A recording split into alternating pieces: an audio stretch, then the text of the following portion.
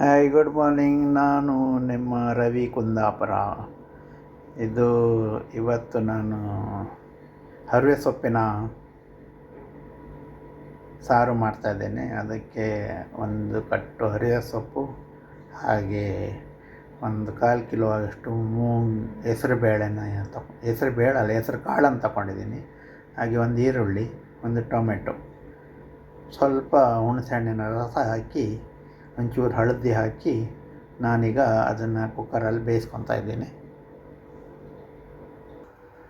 ನಾನು ಇದಕ್ಕೀಗ ಮಸಾಲ ಮಾಡ್ಕೊತಾ ಇದ್ದೇನೆ. ಇದಕ್ಕೆ 4-5 ಮೆಣಸು ಹಾಕ್ಕೊಂಡಿದ್ದೀನಿ. ಹಾಗೆ 3 ಚಮಚ ಧನಿಯಾ, ಅರ್ಧ ಚಮಚ ಜೀರಿಗೆ, 2 ಚಿಟಿಕೆ ಆಗುವಷ್ಟು ಮೆಂತೆ, ಹಾಗೆ ಸ್ವಲ್ಪ ಇಂಗು, ಹಾಗೆ ಸ್ವಲ್ಪ ತೆಂಗಿನಕಾಯಿ ಹಾಕಿ ಇದನ್ನು ಗ್ರೈಂಡ್ ಮಾಡ್ಕೊತೀನಿ. ಎಲ್ಲ ಮಸಾಲವನ್ನು ಸ್ವಲ್ಪ ಸಣ್ಣ ಉರಿಯಲ್ಲಿ ಹುರಿತಾ ಇದ್ದೀನಿ. ಹುರಿದು ಸ್ವಲ್ಪ ಫ್ರೈ ಆಗಿದೆ. ಮತ್ತು ಇದನ್ನು ಮಿಕ್ಸಿ ಹಾಕಿ ಗ್ರೈಂಡ್ ಮಾಡ್ತೀನಿ.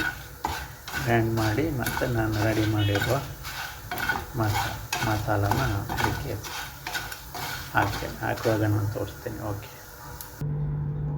ಅದನ್ನು ನಾನು ಕುಕ್ಕರಲ್ಲಿ 2 ಸೀಟಿ ಹೊಡೆದು ರೆಡಿ ಮಾಡಿ ಇಟ್ಕೊಂಡಿದ್ದೀನಿ. ಈಗ ಇದಕ್ಕೆ ಮಸಾಲ ಹಾಕಲಿಕ್ಕಿದೆ.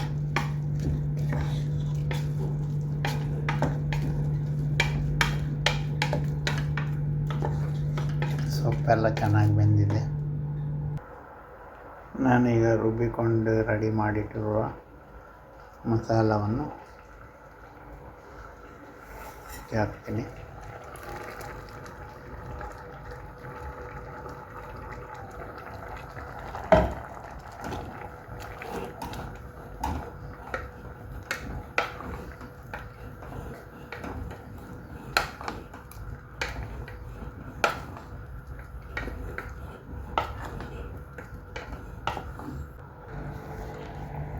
ಈಗ ಸಾಂಬಾರು ಕುದೀತಾ ಇದೆ. ಸಾಂಬಾರು ರೆಡಿಯಾಗಿದೆ. ಅದಕ್ಕೊಂದು ತಡ್ಕ ಹಾಕ್ತೀನಿ. ಸ್ವಲ್ಪ ಸಾಸಿವೆ,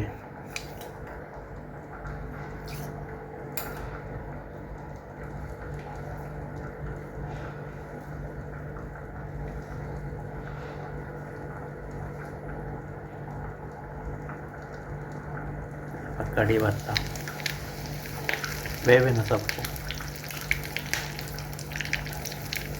ಹಾಗೆ ಸ್ವಲ್ಪ ಬೆಳ್ಳುಳ್ಳಿ, ಇಟ್ಕೊಂಡಿದ್ದೀನಿ ಬೆಳ್ಳುಳ್ಳಿ.